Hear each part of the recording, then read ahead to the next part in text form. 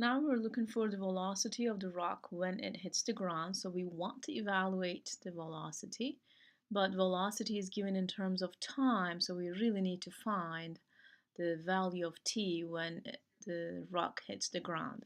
So we're looking for the time when this happens, when the rock is here. And yes, I don't know the velocity of the object at this point, but I know something else.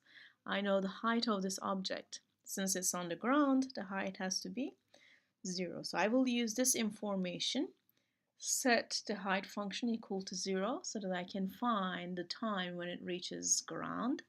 So 20t minus 2t squared equals 0. We'll solve for t. I can pull out 2t. 10 is left there. Minus t is left here. So I get either 2t equals 0. That gives me t equals 0. And 10 minus t equals 0. That gives me t equals 10.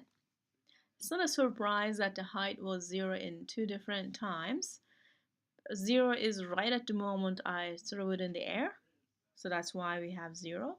And 10 seconds is the time when it hits the ground. So this is the time that I will use to evaluate the velocity when it hits the ground. So I want to find the velocity. I'm looking for v of 10. So that's 20 minus 4 times 10. So that's 20 minus 40. So I get negative 20. And that's meters per second. So it's negative because the rock was traveling in the backwards direction.